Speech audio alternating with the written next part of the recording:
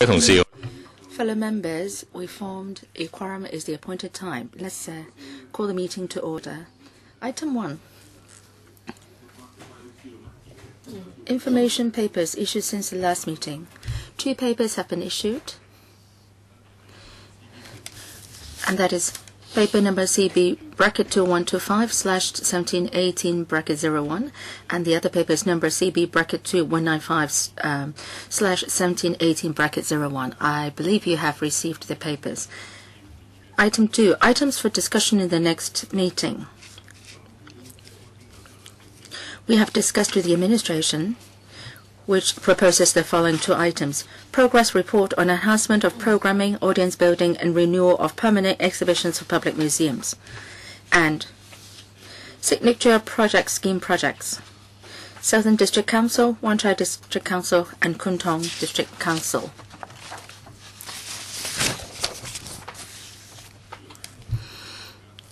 If there are no other views,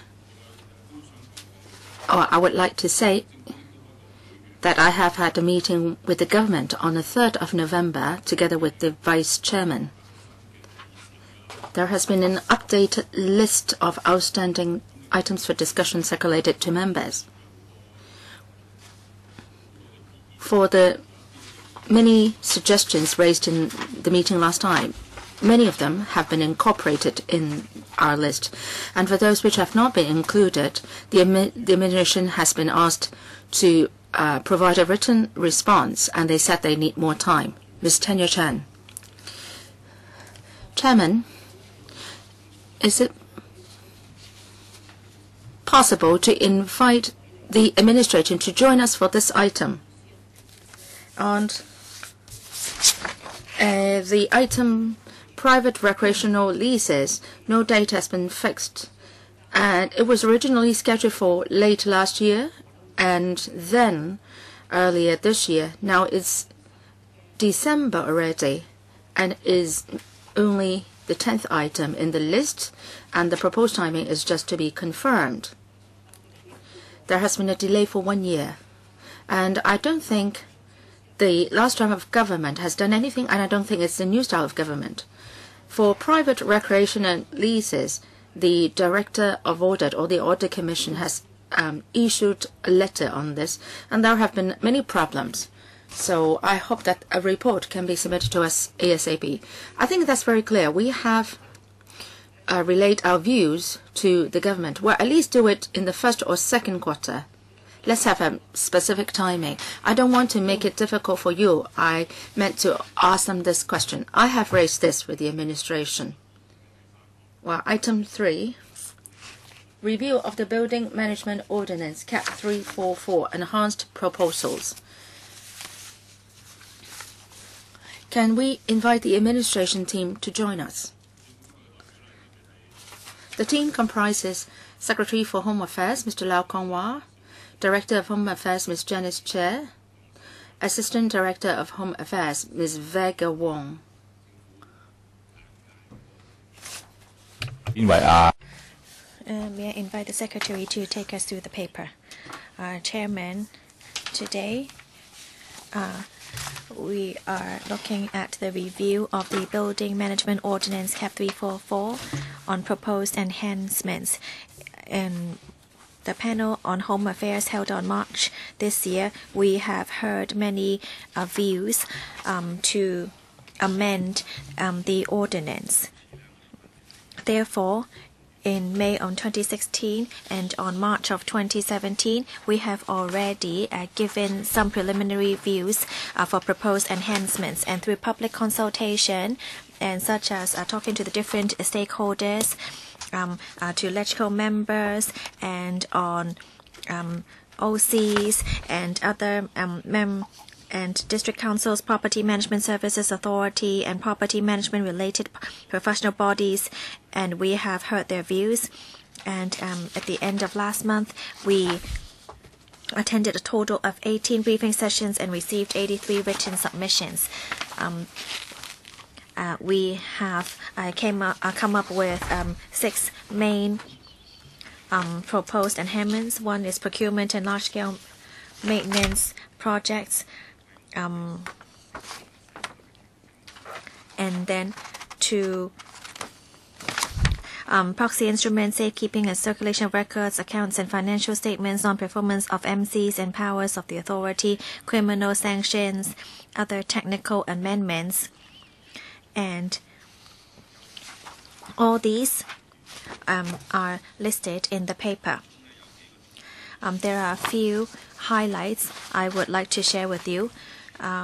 The large-scale maintenance projects, so we have divided it from 3 into 5 categories and have set up to ensure that it would meet the different needs of the large estates. And then for proxy instruments, previously we have said that each person cannot hold proxy instruments of not more than 5% of the owner. And now we suggest that they should not have exceeded a number of 50 proxies. And we are going to ensure that there will be higher transparency. Third, on the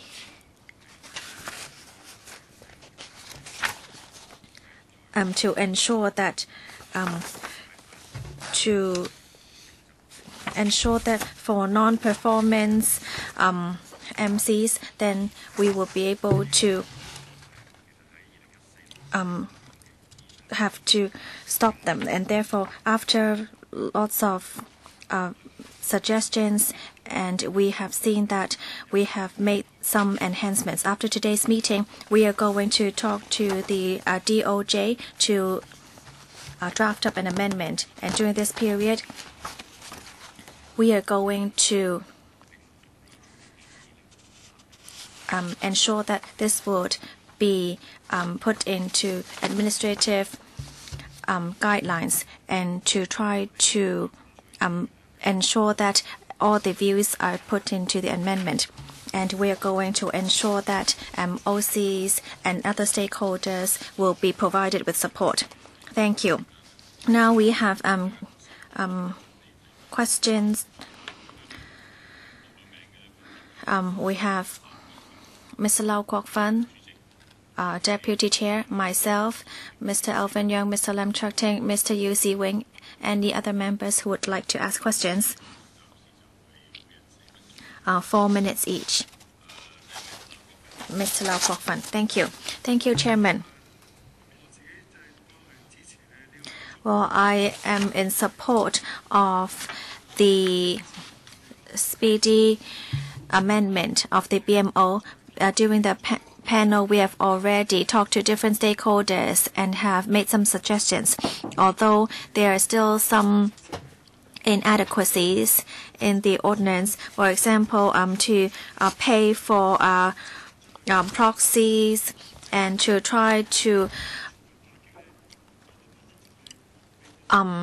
divide up the large-scale projects into smaller ones.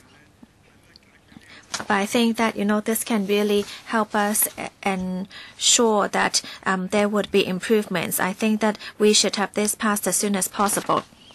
The BMO is actually a toothless tiger, because even if owners with 5% proxy want to hold a meeting, they may still be unable to have a meeting called, and there is no penalty for the OCs. And very often the owners will have to spend a lot of time to try to work it out. So right now we can see that for the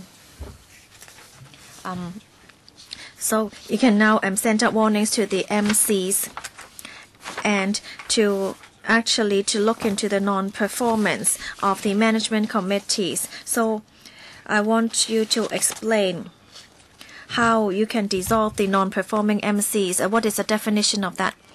Well, let's say they called upon a meeting with less than 5% of the owners. So how do you go about into dissolving the MC? Chairman, I would like to defer to my colleague later for the flow of how to dissolve the MC, but I would like to first answer some of the questions raised by Mr. Lau. We have made some amendments based on the proposals given by stakeholders. In future, after amendment, there would still be issues that need to be adjusted at a later stage. So during the drafting period, we have already included some into our guidelines to ensure that we'll be able to have a strong understanding of the current situation and to ensure that it would be based on reality and that it would work for the stakeholders. Thank you, Chairman. So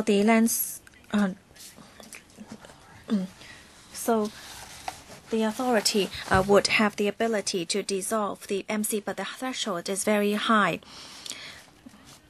In future, we believe that if owner requests the government to intervene, we would ensure that discussion has been made between the authority and the owners.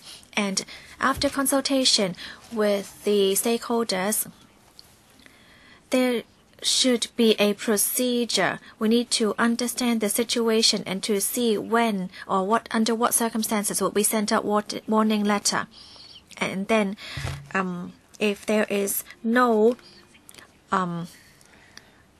reasonable answer, then we would intervene. I want to understand under the current ordinance. Yes, the authority has the power, but why did I say that it's the toothless tiger? Because they have never once exercised this power. So I want to see whether this can really solve the issues of the OCs, because the owners cannot really do anything if the OCs refuse to disclose the finance accounts. All right, time is up. Next round, please. Ms. Yong Hoyan. Thank you, Chairman. I see that there is now 2 new tiers for the definition of large-scale maintenance projects. I'm sure to cater to the views given by stakeholders. Well, for 2000 or talk about 2,000 flats, or you talk about 30%. How did you come up with this? How did you come up with this number? Thank you, Ms. Yong, for your question. We set up this amount based on the Urban Renewal Authority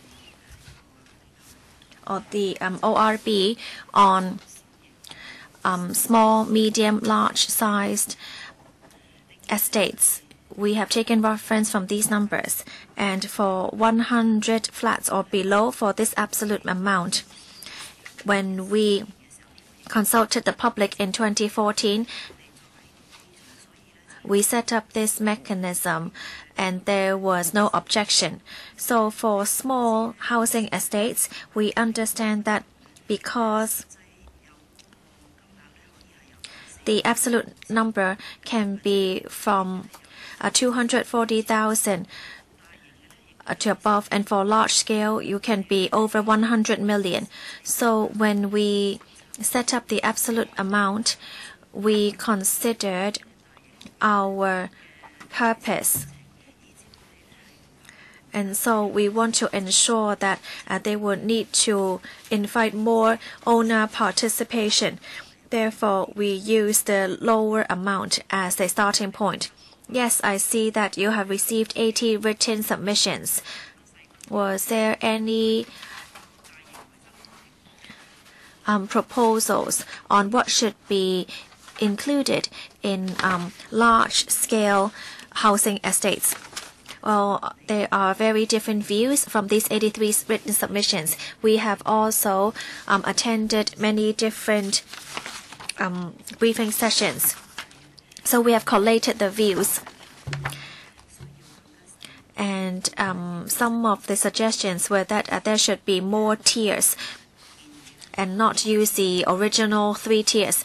Therefore, we have collated all these views to come up with this improvement. Can members take a look at the written submissions? I mean, you don't have to tell us which estate you're talking about, but we do want to also to consider the views of the public. Secretary. Well, I don't think it's appropriate for us to allow you to view all the written submissions, but we can give you a summary. Well, it's my turn now. I have 2 questions. First question, generally speaking, I see the enhancement would affect members of the public, but there are some details that I have some views on. For example,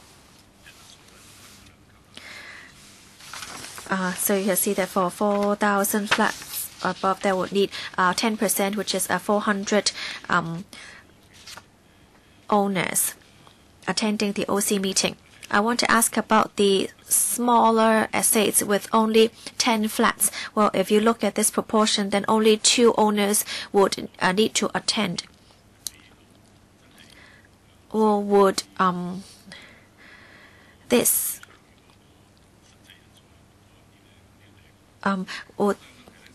so should there be a larger percentage of people attending for the smaller estates? And I have observed that, yes, you can change the percentage of people attending or for forming a quorum. But then when it's time for voting, some people with lots of votes would delay the voting time until others leave. And so the voting would only happen when a lot of the people have already left for the night, and so they would still be able to rig the votes by this way. Secretary, the first question, originally there's a 3-tier system, but now after considering all views, we have divided into 5 tiers. Mr. Ma, you want it to be even more, to be 6 or 7 tiers. But there are many considerations to that. For the estates with a smaller number of flats, it would not be easy for them to form a quorum. So we want to continue using the same distribution. And I think that it is also directly linked with the absolute amount as well. So I think that this is more suitable. As for the time in calling a meeting, well, under the law, we cannot really regulate private OCs on what time the meeting should be adjourned and what time should they discuss a certain item. So the actual operation should be decided upon by the OC or even the AGM. Before the general meeting, usually the members attending will discuss the agenda, and then I believe the owners will make appropriate arrangement. My feeling is that that might not be done. Well, if they can have a consensus easily, no problem should arise. Individual owners may collectively call for an AGM, so that would not be the case if the owners call the meeting themselves. But when it comes to the voting, For those proxy holders and those owners attending in person, can you put some control on the number? Can that be done? I don't want the law to be too detailed or complicated. After all, the private OCs should have their own protocol in calling meetings. No matter how many items of amendments you put in, there are bound to be man-made factors which will affect the holding of the meetings. So I think we should strike a balance here. Next one, Mr. Alvin Young. Well, I will go into my discussions directly with the administration. Page 5 talks about the ceiling on the number of proxy instruments. Will the government consider putting in the names of the proxy holders in a table and to be posted at the entrance of the building? Thank you, Mr. Young, for your question. In the paper we submitted in March, we already proposed that if someone holds proxies of 5% of the owners or holds more than 5% of the shares, we will ask the MC's secretary to disclose the name of the persons and have that posted at a prominent or conspicuous place. According to paragraph B, capital B, and subparagraph C, it says that he will truly and accurately vote according to owner's voting instructions. This is not legally binding, this undertaking, right? Would you add in a warning saying that the proxies will tell the proxy holders that he must abide by the voting instructions? Or this is to allow the elderly owners to understand that the proxy holders may not necessarily vote in accordance with his voting instructions. In Annex 2, we have a Part 3. There is this warning put here. After this proxy has been signed, and if the proxy holder doesn't follow the voting instruction of the proxy, then he commits an offense, and he shall be liable on conviction to a fine at level 3 and to imprisonment for 6 months. Well, it would be impossible for you to check how the proxy holder votes in the end, because it is done on an anonymous basis. I would just like to let the one appointing the proxies to know that the proxy holders may not vote according to his voting instructions. Ultimately, we may not be able to ascertain how the proxy holder votes. We would step up our publicity in this regard. Let me explain more about Annex 2. This is a template for the proxy, and in Part 2, the owner can put his voting instructions here. Now, after the MC has received this part, he would verify and chop it, and he will retain this until the meeting. And then he would, the MC would hand over this to the proxy holder.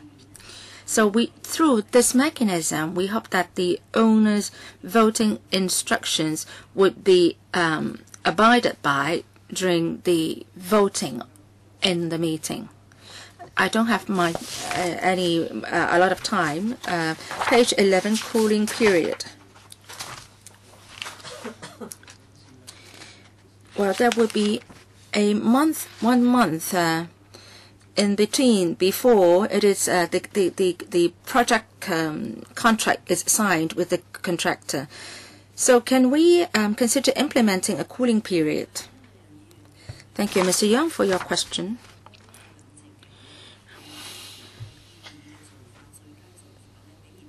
Well, the cooling period can be adopted as a best practice. We should not mandate it. Well, if we mandate it, it may not be the best approach to protect the interest of both sides. I think we should just adopt it as one of the best practices first. Mr. Lam Chak Ting, I would like to thank the HAB and HAD for paying heed to our views, and a lot of loopholes have been plugged. I have further questions and suggestions. In paragraph 9, you said that in relation to contracts of cleansing or security, maybe they will be classified as large-scale maintenance projects because of the amount involved. Such large-scale maintenance projects should not include cleansing or security contracts, right? I suggest that the administration should exclude such contracts from the definition. Then you can avoid disputes. That's point number 1. Number 2, Mr. Alvin Young talked about the proxy holders not voting in accordance with the voting instructions of the owners. Now, since the owners have clear voting instructions, which would be handed over to the OCs and the property management companies, maybe in the ballot papers, the voting instructions should be included. Then the proxy holders will know exactly what to do, so we can avoid disputes. Last point. We have been criticizing this as a toothless tiger, and you are now adding some teeth to it, so to speak, but the teeth are too small, I would say. You talked about a fine of $25,000, the maximum, no imprisonment sentence is there. And you said that somebody should be prosecuted if they don't keep proper records. But then this is a serious offense. If we talk about bid rigging, the profits can be, say, $100 million or so. And a fine of $25,000 is totally not deterrent. You have increased it, but it's not going far enough. You should at least have imprisonment sentences. And in paragraph 31, you would say that there might be unfair to impose criminal sanctions on the MC for not holding meeting because there are factors not under their control. And in 32, you have given them some grounds for defense. So we are talking about chairman of OCs not holding meetings without reasonable grounds. Why shouldn't you penalize them? And OCs don't hold meetings. As a result, the MC is not under anybody's control or regulation, and they can do anything that can harm the interest of the housing estate. So they may also do something illegal. So can I first respond to the question of penalty, and then I'll defer to my colleagues to answer other questions. In relation to record keeping, we have already increased the penalty, and there is some criminal liability. As to exactly what level should the penalty be set at, it should be proportionate to the seriousness of the offense, and we have considered that, and we think that our proposal is appropriate. As to bid rigging, this is a more serious offense, and there are some other pieces of laws governing it. I have 3 questions, Chairman. Let me respond to Mr. Lam on large-scale maintenance projects. We are going by Section 28 of the ordinance in relation to the provision of goods services. And we use as the basis the absolute amount and the percentage of the average audited annual expenditure of the OC. We would not consider further breaking down the sums, but anyway, we will try to enhance it. And for voting, casting of votes, and for Annex 2, we would put a chop to the form and then verify it first. Sorry, you haven't answered my question. Maybe you can already put the tick to the voting instruction when you distribute the ballot paper. Yes, the owners have ticked the part 2, and then that is going to be verified by the MC. And then when it comes to voting, this will be handed to the proxy holder for him to cast a vote. So the proxy holder cannot make the put the tick there himself, right? Now, as for 5% of the of chairman not holding meeting, even with 5% of the owner's request, I think a more effective way of dealing with it is for the authority to intervene in the matter and for the authority to dissolve the non-performing MCs and to appoint an authorized representative to chair the meeting. That would be more effective. Next one, Mr. Yu Xiu-wing, about audited financial statements and also minutes of meeting. I know that the government has set basic requirements, but many OCs are not following the government's requirement. I know of a building which has held up the financial statement 2.5 years ago, and for minutes of meeting, they have not made it public for, well, even after 1 year's time. So many OCs don't know that the HAD has put this requirement on them. Rather, actually, the property management companies should be clear about the legal requirements. They have experts who know about this kind of regulation. What can the government do about this? The government should not be just imposing a fine or a penalty on the property management companies. The government should provide training to the relevant people or warn the OCs, especially the chairman of the OCs. Sometimes the owners would try to put up with the situation in order to avoid confrontation, and gradually the chairman of the OC starts to abuse his power. Can we increase the penalty? And also district officers, what can they do to help? Thank you, Mr. Yu, for your question. Our proposal has addressed Mr. Yu's concern. The penalty has been expanded to cover the property management companies or the DMC manager. Say, if the MC, a member of the MC, has not submitted the financial statement, he would be held liable. And in the future, property management company and the DMC manager will also be covered. As what Mr. Yu said,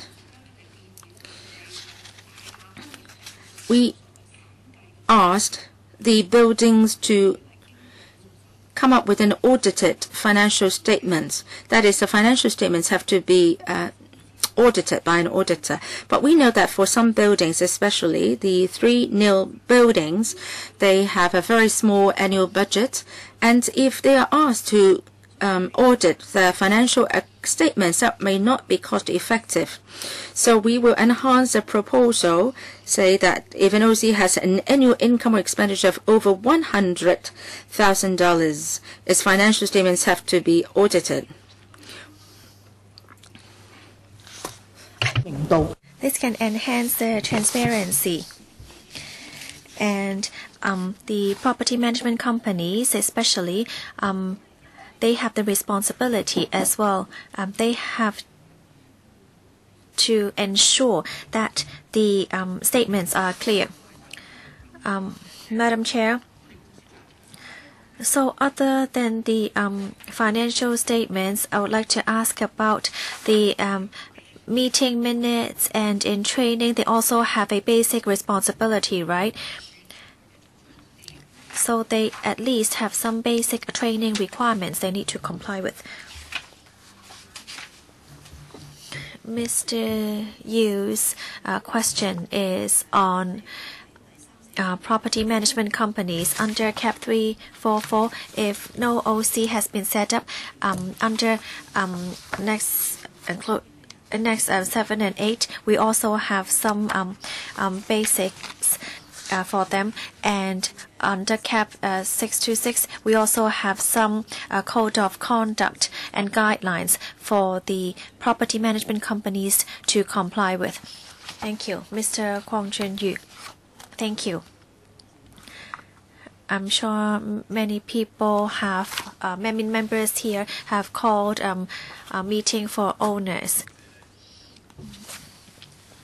But if Home Affairs Department sends someone to come to the meeting, it's very difficult for the staff because there would be arguments and conflicts between the owners. Well, especially for those for the outlying islands.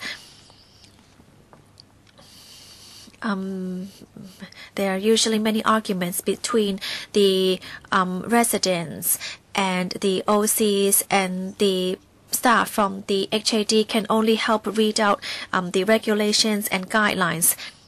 And there's nothing much he or she can do to help. And if there is any maintenance to be done,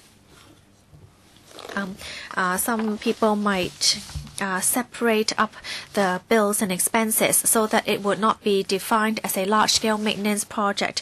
So have you tried to improve this?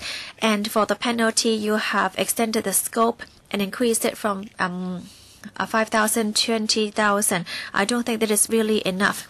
In the past, the penalty is only 5,000. How many penalties did you really carry out? Did the HAD proactively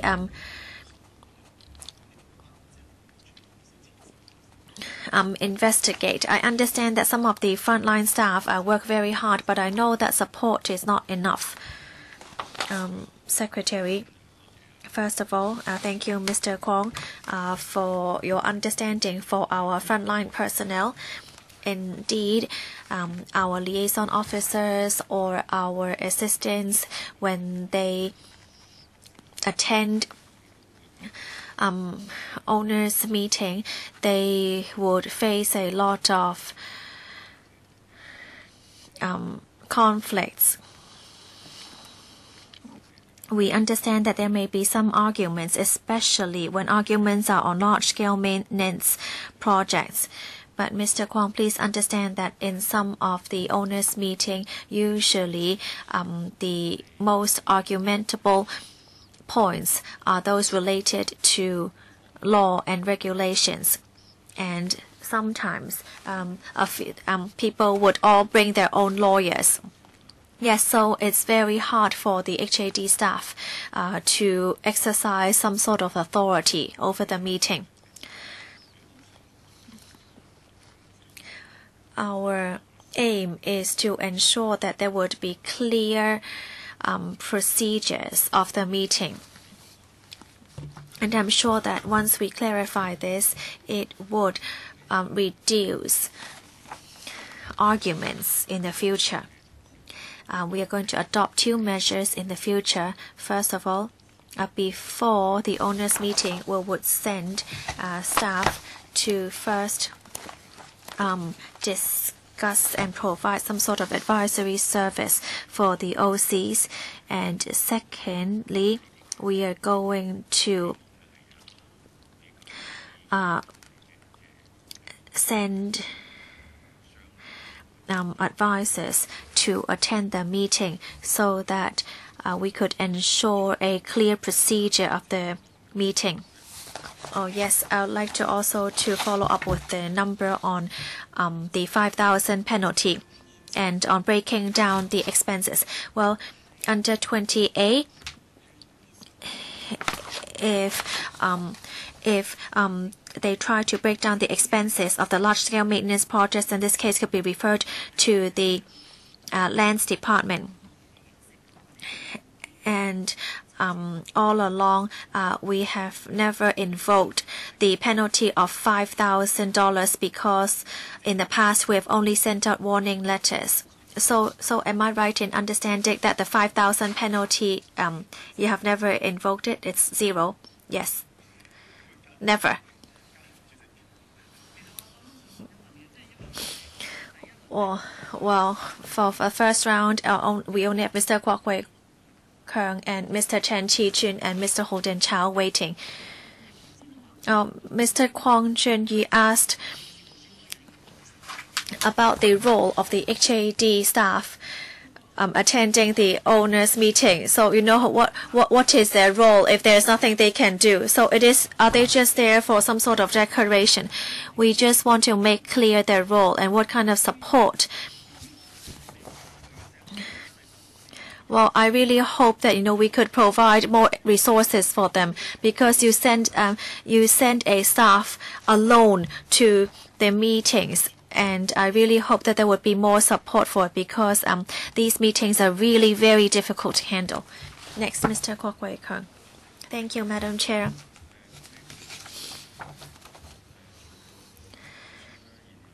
There's been major public consultation for the amendments to the BMO, and the Director of the Home Affairs have come to talk to us about it. We all want to make this work. There are so many different buildings. It's very difficult to really make and to cut it across the board. We understand it, but there are still some issues we need to deal with. Whenever we talk about large-scale maintenance, then of course the number of meetings would increase. It might be bi-monthly. It might be a bi-monthly meeting, and then when you talk about large-scale projects, then there would be meetings maybe every month.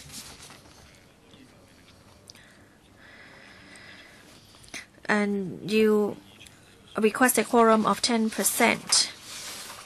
That means you would need a larger venue. So other than the community centers or community halls, can the HAD also assist the OCs to seek larger venues?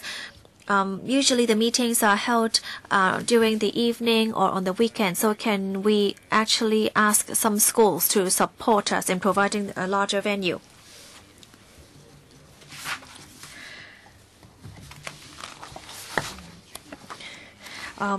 You suggest seeking the assistance of a retired judge to help with conflicts, and this is actually a good service, and it could actually act as a reference if this goes to court. So other than the retired judge, can you also provide a team for the judge as support? We have dealt with many situations in that whenever there are any conflicts within the OCs, the lands tribunal judge would usually suggest these to go for conciliation. But as in my experience as a district councillor for 10 years, yes, conciliation is a procedure. You can go for that, but it won't really solve the situation. Because when we're talking about money, the money from the OC belongs to everyone, and nobody has the authority to decide on an amount, because for any sort of conciliation, owners, of course, would argue about the amount. Therefore, the conciliation will never really work because ultimately you would need a ruling made by the Lands Tribunal. So the OCs would not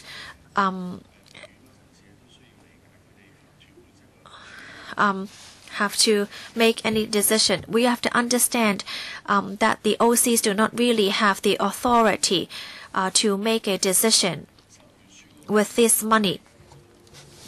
Well, now I have another question. You suggest that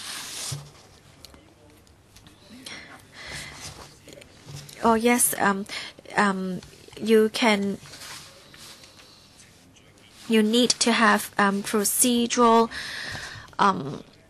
support for the property management companies for the meetings, because I have attended many meetings and there are many different methods. Well, perhaps the administration can answer you in the second round. We only have one member in the first round now. Mr. Chen Tichun, thank you. I would like to follow up on criminal penalty. I have flipped through the on criminal sanction because I have gone through the paper and I see that you've only extended this by scope of increasing the $5,000 to $20,000. Is that all? In the consultations, we have heard some small owners say worrying about this fine. You said in your paper that you want to enhance deterrence. Yes, $5,000, raising it to $25,000 could be a sort of deterrence. But then you have just now told us that you have never really penalized anyone for the $5,000 fine.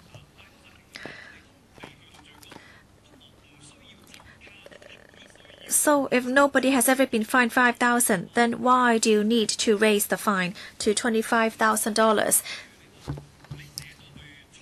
Well, let's say the maximum penalty would be imprisonment. Or maybe you left your confidential papers in the public toilets, you forgot to bring it with you. So the judge would not rule you in imprisonment.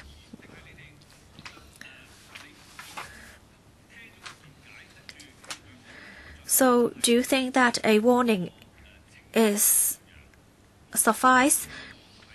I want to try to understand it because at the end of paragraph 29, there is sort of like an open-end suggestion that apart from the proposed penalty, you will consider whether there is a need to raise the level of penalty with a view to striking a proper balance between the deterrent effect of the proposed penalty and its impact on owners' motivation to take up OC duties. I don't really believe you're striking a proper balance here with an increase from $5,000 to $25,000. We're not saying that they accidentally misplaced it. We're talking about these owners actually destroying the papers. So you really cannot strike a balance between the deterrent effect. Director, Mr. Cham was making a very valid point. There has never been an imposition of fine of $5,000. That has nothing to do with the level of fine. It's just because we have not properly collected evidence. So that's why we have never seen a fine being imposed. You have to keep the records for 12 months and only.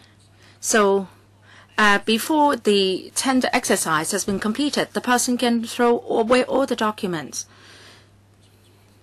So we have to improve on the record keeping time. So that's why we propose 3 years. And then records of tender documents, they have to be kept for 6 years. So it's not a question of $25,000 only. Any false statement made is considered a criminal offense.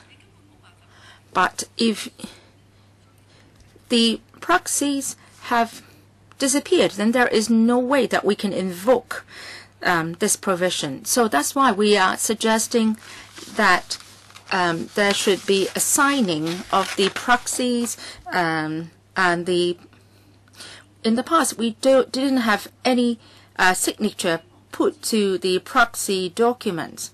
So this time we would like to set out all the procedures in detail, and then we will be able to collect the relevant evidence. Just one last word.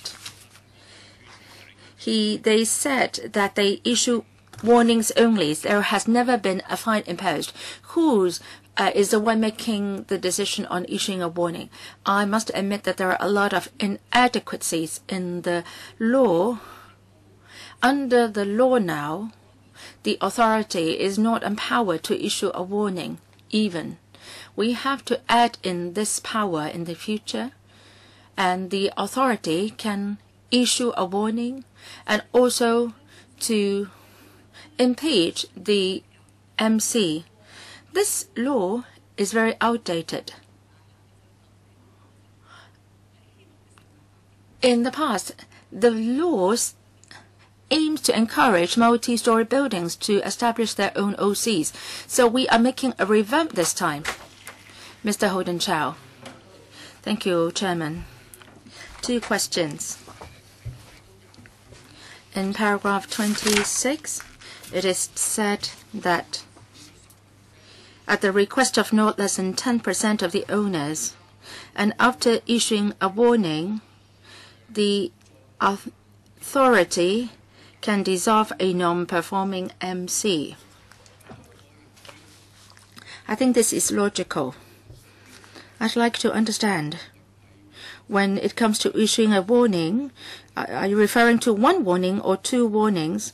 Or is it the case that the authority will issue warnings depending on the actual circumstances? Because it isn't, there is no mention about the number of warnings issued.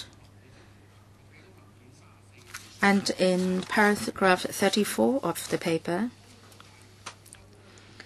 it is said that after the passing of resolution on large-scale maintenance projects,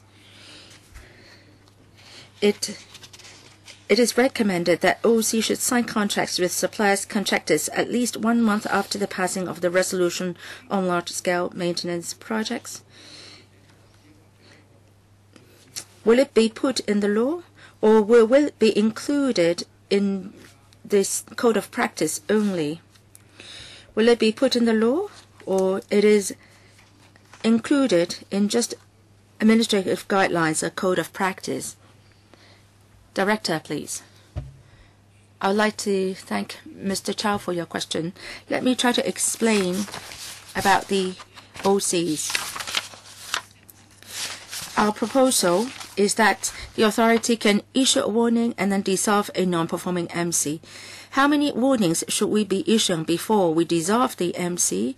There will be some internal guidelines for reference to our colleagues. Now, we would look at the actual circumstances before we decide on the number of warnings to be issued. We aim not to dissolve a non-performing MCs. There is proposal that we can appoint a person to continue to operate the OCs to help them re-elect the MC. I think that's most important. We can appoint a person, somebody professional, a legal person maybe an auditor even, who can help continue with the operation of the OC before a new MC is elected by the owners. We don't have such a power now, and there is a high threshold now, and we are changing that under our present proposal. So the warning there is to give a chance to the MC to explain why it is not doing what we are asking them to do, and then we'll take follow-up action duly. Now for paragraph 34, we would like to include this best practice to recommend that OC should sign contracts with suppliers at least 1 month after the passing of the resolution. After all, this is a commercial contract, And I don't think the government is right in mandating the time gap between the resolution passing and also the contract signing. Now, maybe there is also the question of the price of the contract. So we want to maintain as much flexibility as possible. I have one follow-up. On the first question about issuing the warning, you said that you would discuss later as to when you would issue warning. Now, you must enforce the law if you put that in. I am just worried that you will not dissolve the non-performing MC even after you have issued many warnings. Mr. Junius Ho. Thank you, Chairman. I support the enhancement proposals for CAP 344. On the support for OCs or incorporated owners, there is much more room for improvement. Paragraph 6, you talk about criminal sanctions. If you are a toothless tiger, nobody will be scared by you. So there is indeed a need to impose criminal sanctions, especially there is often a large sum involved in large-scale maintenance projects, and we are seeing so many inadequacies in the system. We want the ICAC and the other government bodies to help out. Those in the authority should have the power to dissolve the non-performing OCs. If we don't do that, that is a loophole. IOs have to be approved by the HAD. Since the HAD can appoint OCs, then it must have the power to dissolve it as well. We must drive home this message clearly to the public. You said that you can appoint someone to take over the management or the operation, and the dissolution is the last resort. Before the dissolution, how can you take away the power of the 4 office bearers? That's very important. You said that you have at least 10% of the owners attending the OC meeting. I think this is difficult to achieve. And say if we have 10% of the owners agreeing to your proposal, then that you come with a proper mandate. That's good. But then I don't think there is a need to have this 10% requirement. As long as somebody comes forth with a complaint, you must handle it. And I hope that you can do more, improve on the criminal sanctions. Now, we have over 10,000 IOs with below 4,000 flats, and I think the liaison officers have a difficult task. We must engage lawyers to help you. The Law Society has a lot of members who can help out.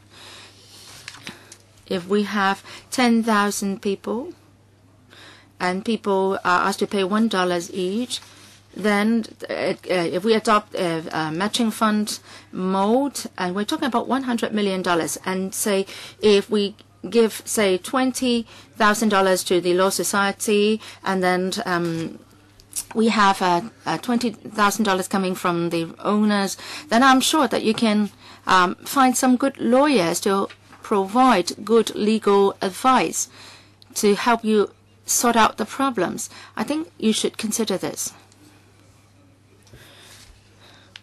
$20,000 times 1,000 units is $200 million. It's not a very big sum. If you can do it by way of a matching fund, then this is a good thing.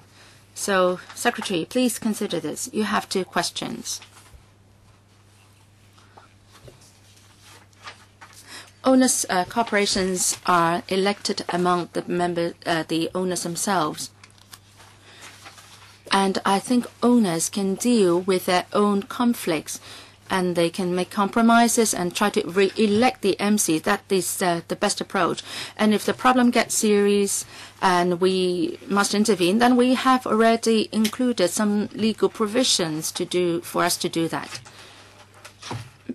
We have considered Mr. Ho's suggestion, which he made also last time, and we are thinking about different ways to help with the OC's work. We have little time left. We have a second round. Mr. Edward Lau, Kwok Wai Kang, Lam Chuk Ting, Alvin Young, 2 minutes each, including answers and questions. Please be brief. Mr. Edward Lau, thank you. Chairman, I would like to follow up on warnings and intervention by the authority of non-performing MCs. How long will it take? I mean, the entire process. We've received a request for assistance this time. We found that the financial statements have not been posted up, and then they get 5% of the owners asking for the convening of a meeting, but that isn't done, and they seek help from the Lands Tribunal. They've won the case finally. But then there were the meeting was held and there were false proxy statements, and the matter has dragged on for 1 to 2 years. We helped them and they established a new OC.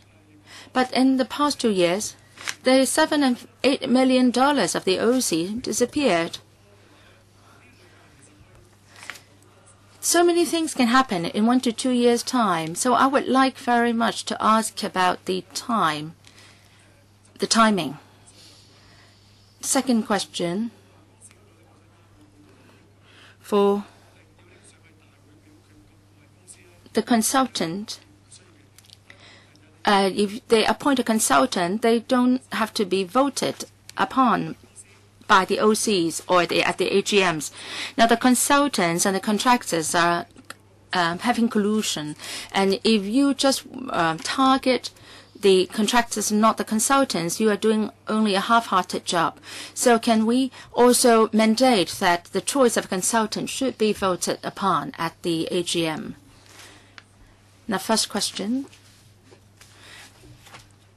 When the management problem of a building is getting serious, we must intervene. But we see that there are inadequacies in the present law for us to do that now. Apart from intervening, we can also now appoint an expert to help with the operation. But the pressure threshold is too high. It can only be done when the building is structurally unsafe. That is going to change. Now, there are 2 ways that we can do it. We can appoint an expert to help with the operation of the building, and then with 10% of the owners, we can dissolve the MC. We can do 2 things in the future under the legislative amendment. Mr. Kwok Wai Kang, I have another question. In establishing the OC, we have a 3-2-1 approach, 30% of the owners attending, and then 20%, 10% if that 30% is not achievable. Now, for large-scale maintenance projects, 10 plus 10, if there is a lack of quorum, meetings have to be aborted. Is there an alternative option? Is there a 3-2-1 approach? Say if there is a fire service order or direction, but then if you don't have room for maneuver in terms of the quorum, and if they can't follow the order, what will happen? Have you considered this? Thank you, Mr. Kwok, for your question. In this end, we hope to enhance public education and then to pass the amendment to large-scale maintenance projects. We are afraid that if there is a waiver, if 2 meetings cannot be held, we are afraid that there will be loopholes. So we do hope to plug this loophole. Chairman, I think the HAD should help to promote minimum statutory working hours, because many people do not have the energy to deal with this after working. Well, with statutory working hours, I'm sure that more people will be able to participate. or if you would allow me to supplement, Chairman, according to the HAD experience, when buildings receive an order, then they would have more incentive to set up an OC, especially after they have received a few orders from the OC. Mr. Lam Turtik, thank you, Chairman.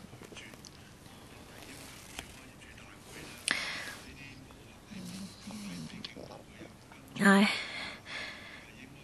have requested that there be a criminal sanction for those OCs who refuse to hold meetings. The government can dissolve the MC. But then in accordance with the law, even after you call a meeting, it would take 45 days to know whether a meeting could be called. And so there is already a delay of 45 days. And if the meeting is not held, then the HAD will have to send out a warning letter. You don't know how many times you can really warn. Let's say you need to draft a warning letter and then allow them 2 or 3 weeks to reply. So that's a delay of about 3 months to 6 months. Director, can you tell us how many warning letters you sent out before you decide to dissolve the MC? Director, thank you for your question. There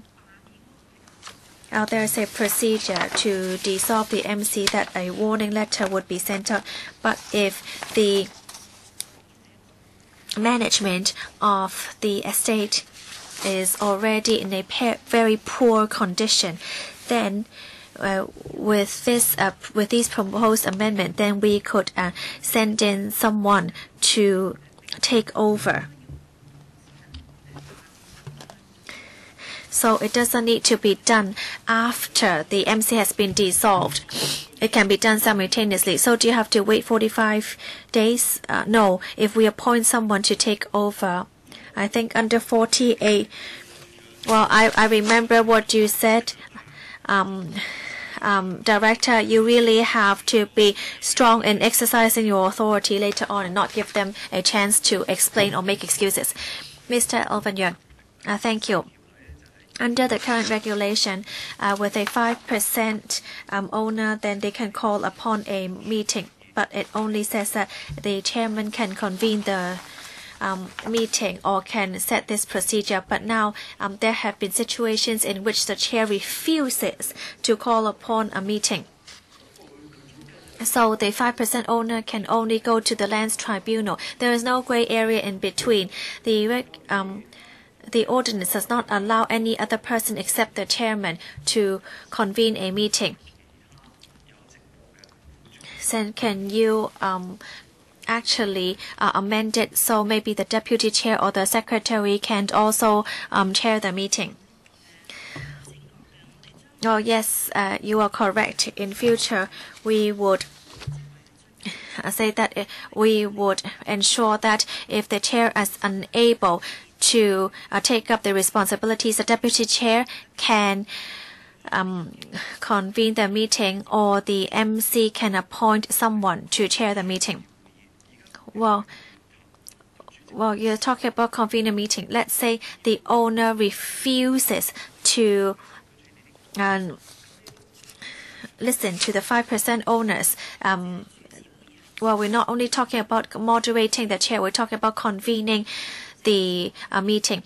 If the chair does not call the meeting, then the deputy chair would do that, and then it would move on to the members of the MCs. So, well, if no one holds a meeting, what can you do before the owners go to the lands tribunal? So after we amend 40B, we'll be able to lower the threshold so that the MC will be able to appoint someone to chair the meeting. So that person will be able to act as an administrator. So that is what we're going to do before we dissolve the MC. So these can be done simultaneously. Our time is up. We are going to conclude this item, and now let us move on to the next agenda item, training of arts administrators.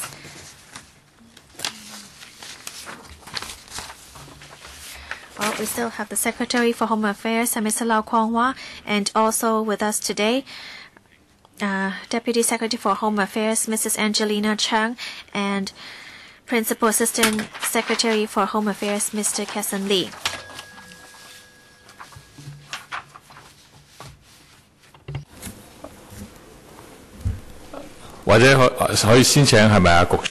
Secretary, can you take us through the paper?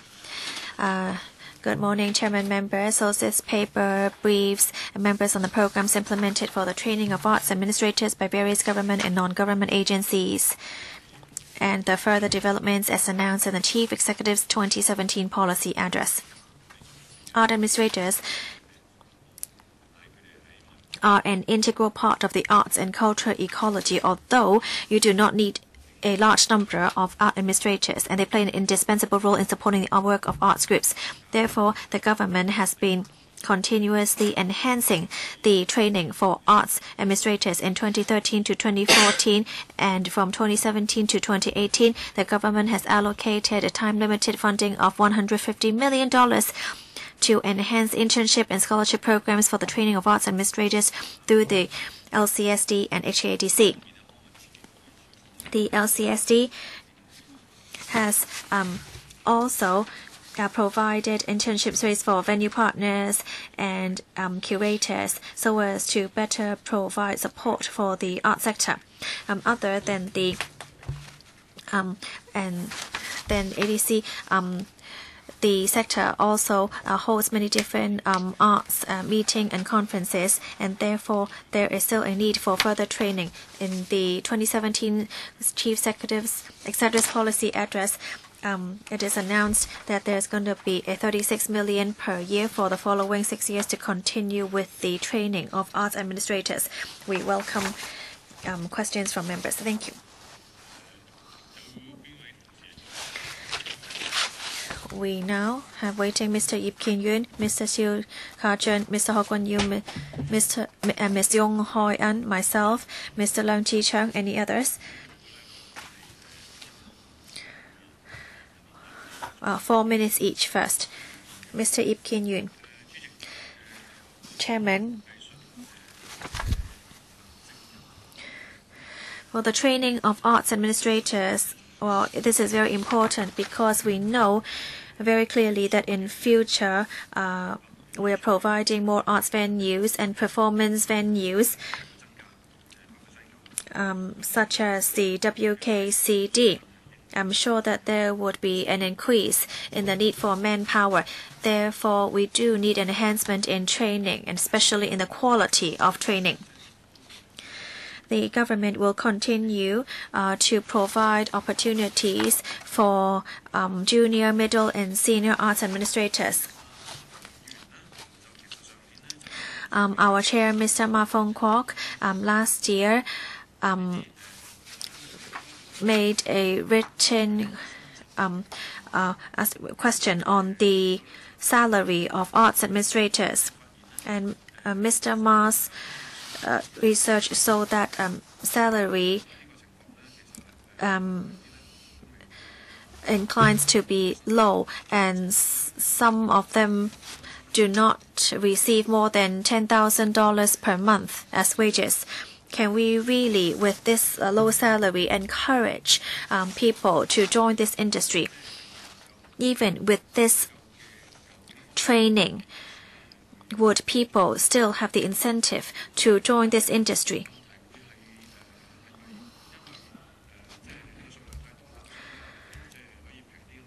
Is it because there are already too many people in this sector so that you can hire them at a lower salary, or what is the reason for that? Are there any measures we can adopt to try to provide more incentive for people interested in the industry? Oh, thank you for your question on deployment of resources. We very clearly understand that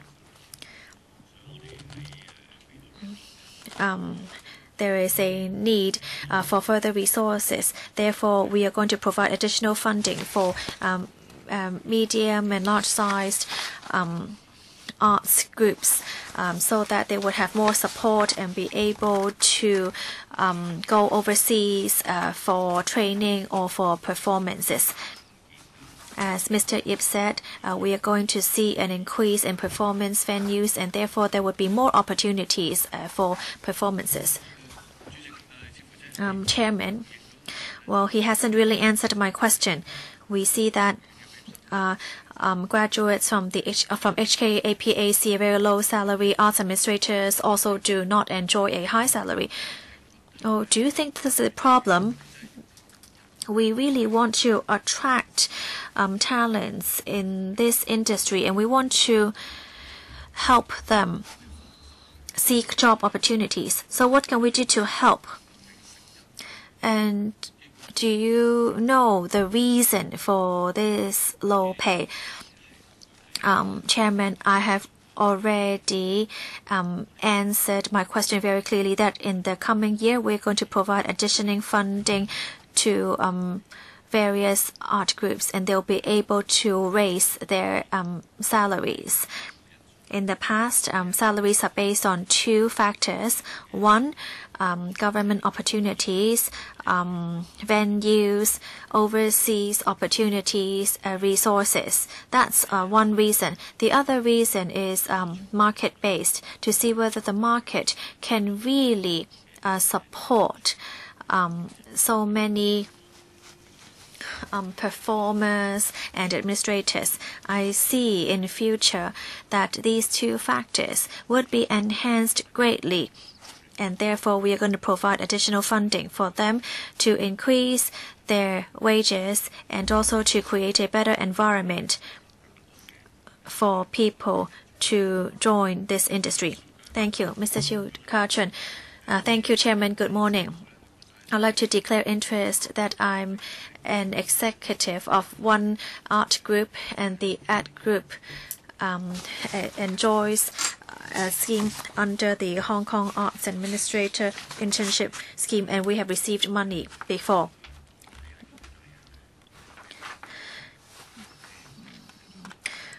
Well, there's been a saying that if you hate this person, you should encourage this person to work in arts sector.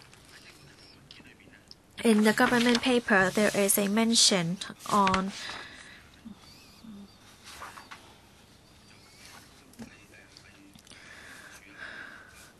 the LCSD, the HKADC, providing 440 internship opportunities, and 80% of the trainees will pursue a career or further academic study upon completion of the internship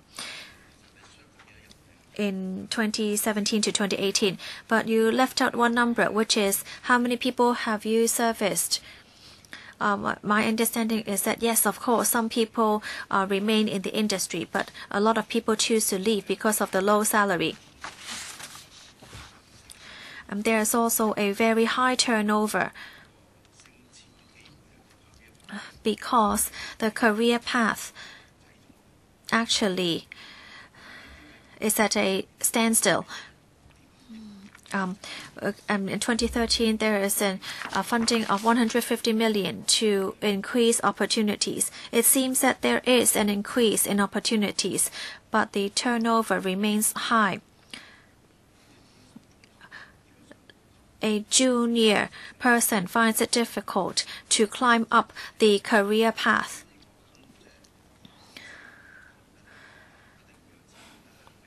Oh, yes, I understand that you are providing additional resources. That is a good thing. But at the same time, we would have to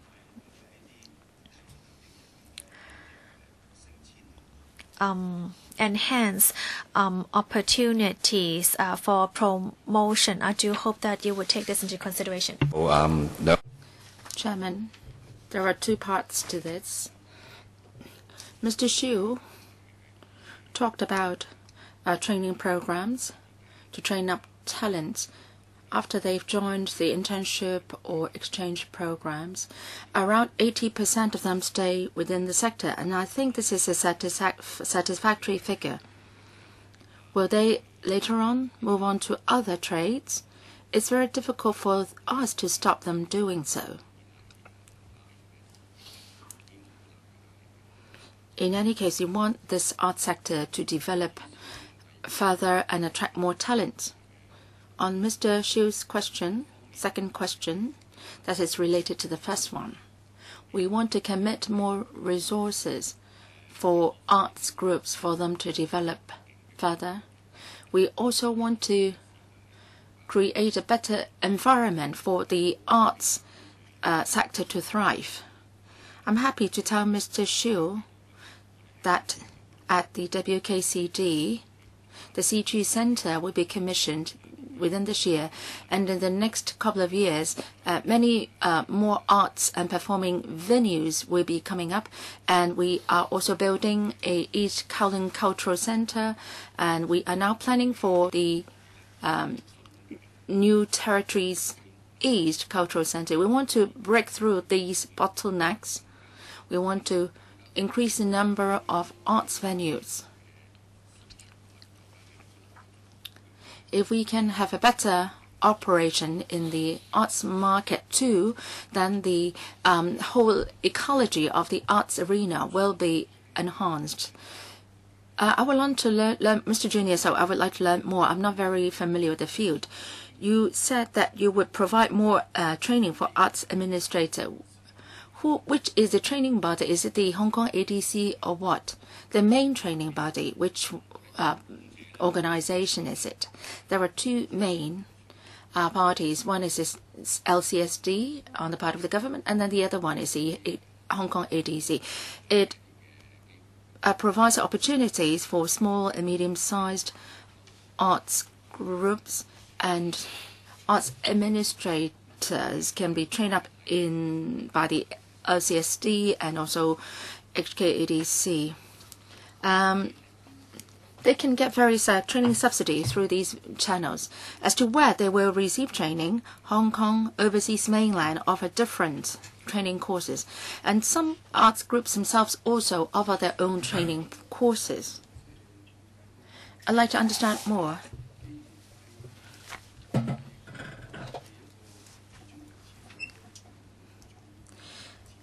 It seems Hong Kong ADC is an important stakeholder.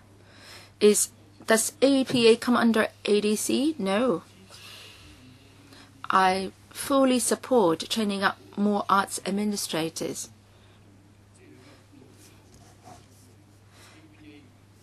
But there seems not to be a main body spearheading all these efforts. Say, if I think the APA can also help in training up the arts administrators. Will it be appropriate for it to be spearheading all these efforts, and then the government can give them the necessary funding? Why do I make this point? In EDB, there is a $2.5 billion fund for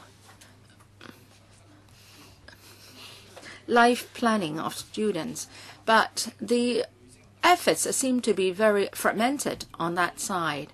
Money has been plowed in, but then it doesn't seem to be very effective. But this time we are hearing that 80% of the trainees pursue a career in the arts field.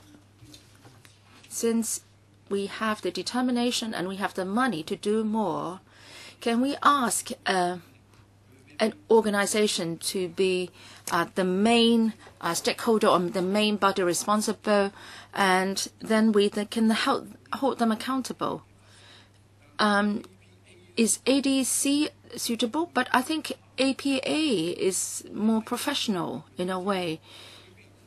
So we should know exactly who is responsible. So it falls under the HAB's portfolio, and then APA can take the lead.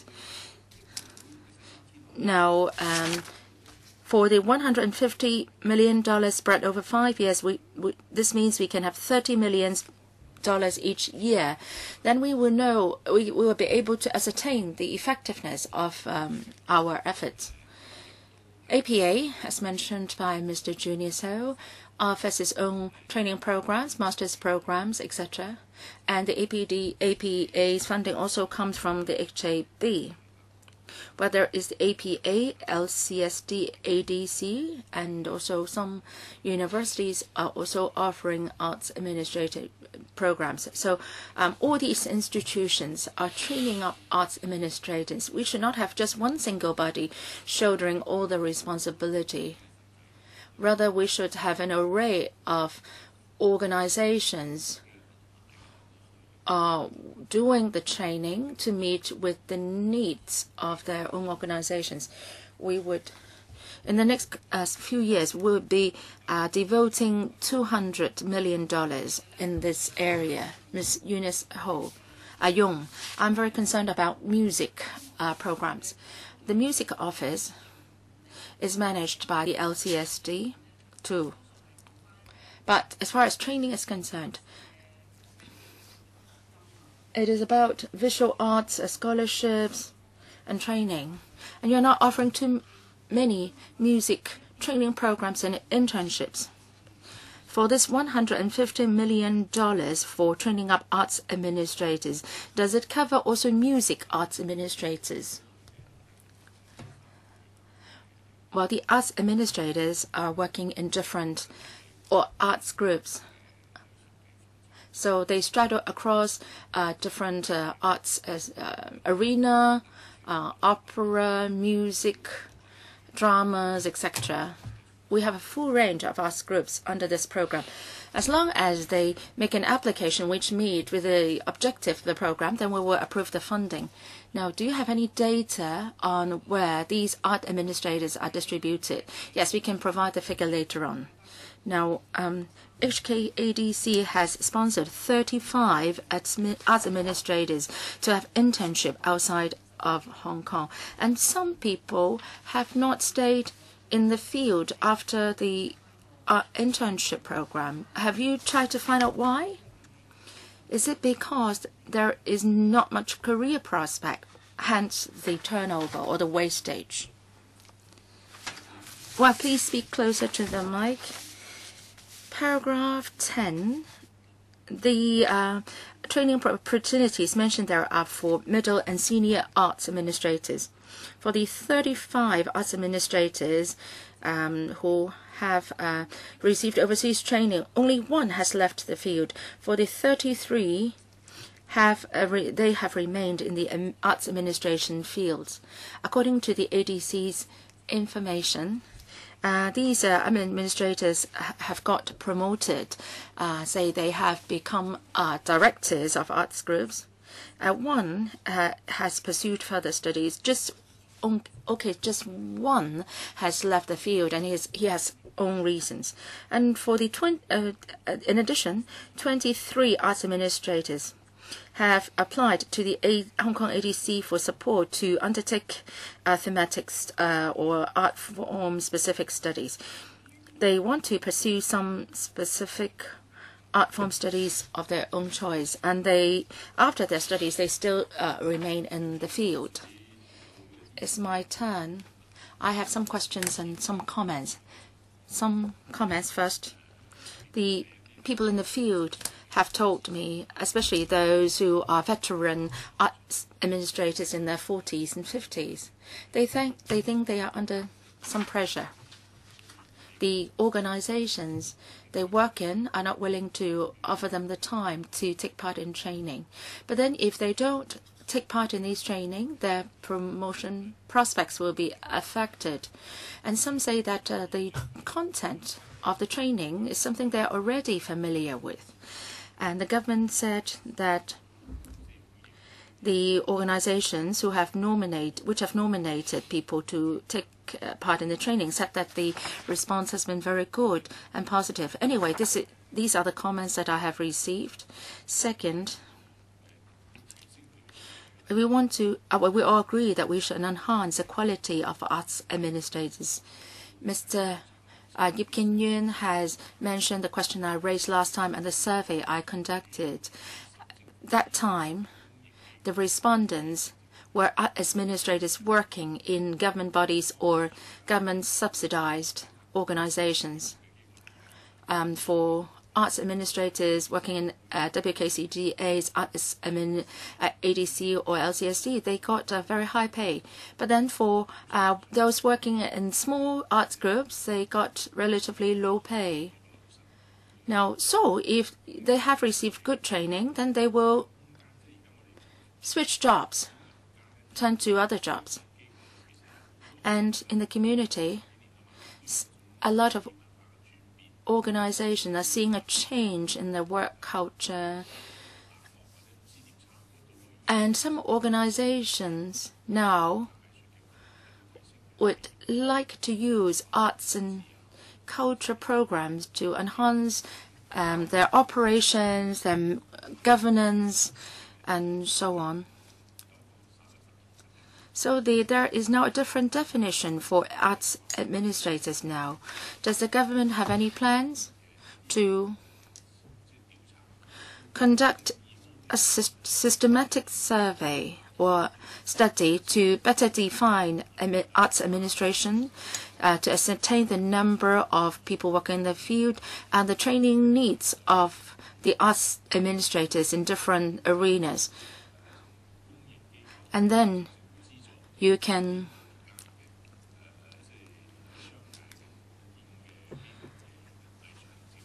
better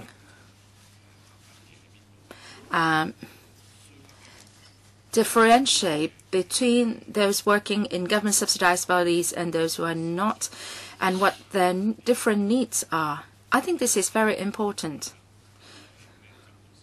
before we can come up with targeted training programs for arts administrators. For the training programs that you are now talking about, those who are working in the community arts groups couldn't have access to those. Chairman, you refer to arts administrators and artists. Well, different people have different pay and remuneration. That's all very natural. This happens in other professions as well. There are some larger and smaller arts groups and so on.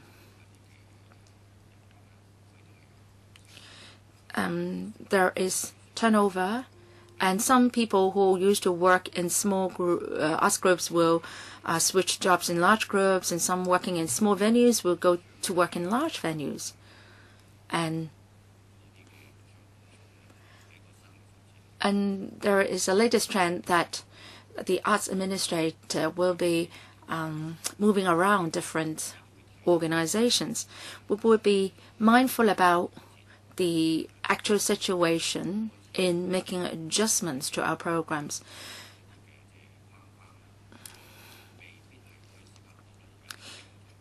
If we define the arts administration now, and that may not be suitable for what's happening now. So let's try to give them more resources first before we try to draw reference from our experience. Will you be conducting a large-scale survey? As I answered, we will not do it in the near term. What we would do is we would devote more resources to improve the situation first. Mr. Leung Chi-chang, I'm happy to hear that the Secretary will allocate an additional $150 million to the arts groups to train arts administrators. Well, part of it will go to the salaries of arts administrators. I wonder whether it will be like the lump sum grant of welfare organizations. If that is the case, then the funds may not go to the salaries of the arts administrators.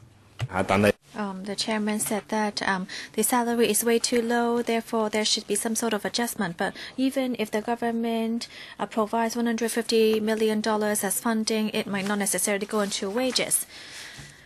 Arts administrators would need to take up many responsibilities, such as seeking venues and talking to the media, looking at programs, etc. So right now, the HKADC is in charge of providing internship opportunities. I want to know whether these training opportunities are available in our tertiary institutions. Do you know the number of courses or places for this training?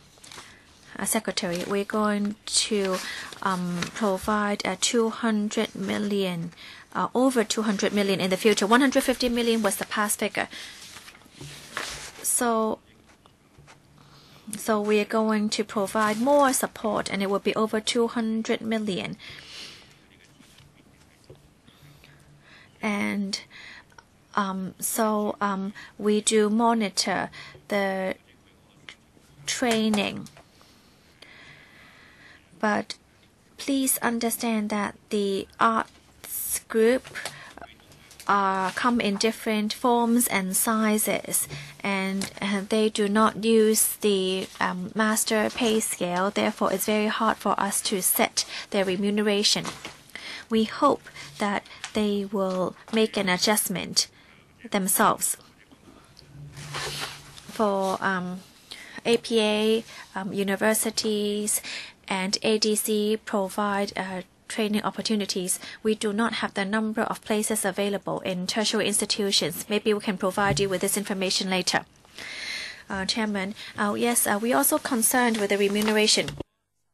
Many small arts groups only give $10,000 as a monthly wage. That actually hinders the arts development in Hong Kong. Would you provide them with some sort of guidelines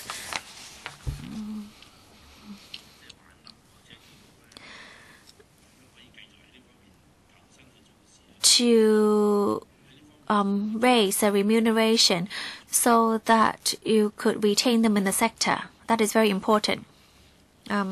Chairman, I hope Mr. Leung understands that it's better to provide additional resources than not doing so. So in the coming years, we're going to provide additional funding.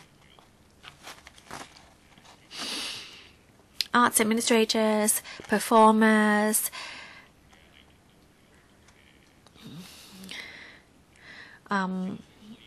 we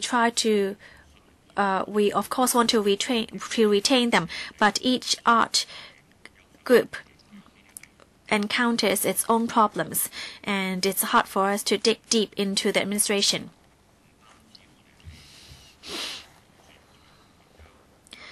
We are going to enhance our resources in their training, and we encourage them to go for attachment and thematic study visits outside Hong Kong. We are also going to greatly provide more funding for performance venues, and this is more important to create a better environment for them. Mr. Chen Chi-chun, thank you, Chairman. Of course, we support continuing funding arts group.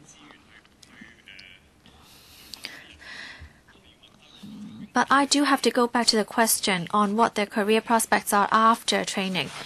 What is the job opportunities for them? Is it really positive for them to be in this industry?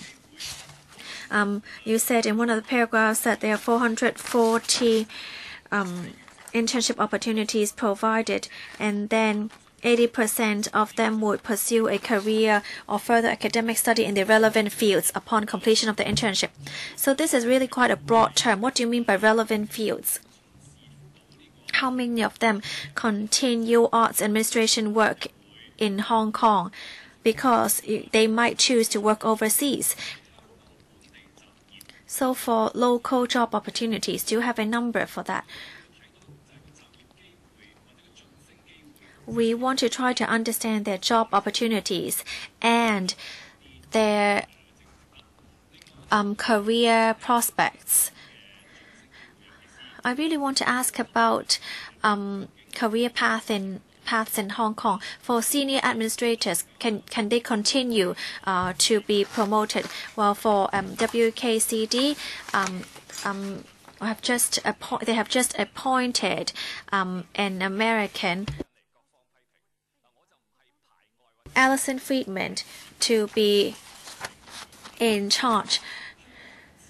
So, does Hong Kong have local talents to take up the responsibilities of senior art administrators? Would the training opportunities you offer right now ensure that we'll be able to recruit local senior arts administrators in the future, and that we don't have to recruit administrators from overseas? Chairman, well, for job opportunities,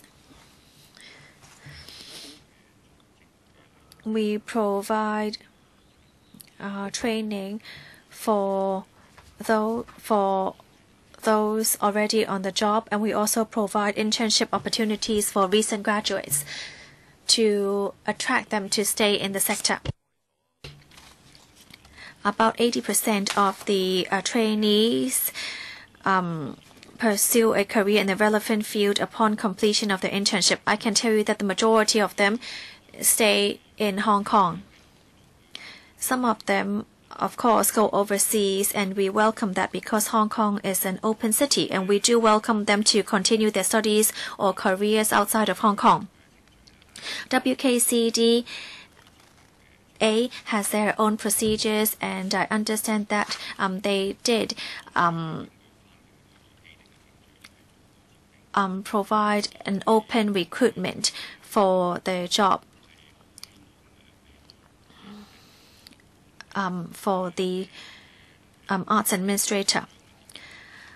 We do need to provide more training, but we would not rule out the possibility of recruiting arts administrators from outside. Well, I'm not trying to target WKCD here. I just want to know whether we have suitable arts administrators in Hong Kong to take up senior positions. Chairman, if you see many recruitment of senior arts administrators, they're all open recruitment. We have people applying from both local and overseas. Any other questions from members? If there are no other questions, we can conclude this item. Next agenda item, AOB.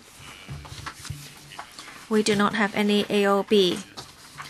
The meeting is adjourned. Thank you.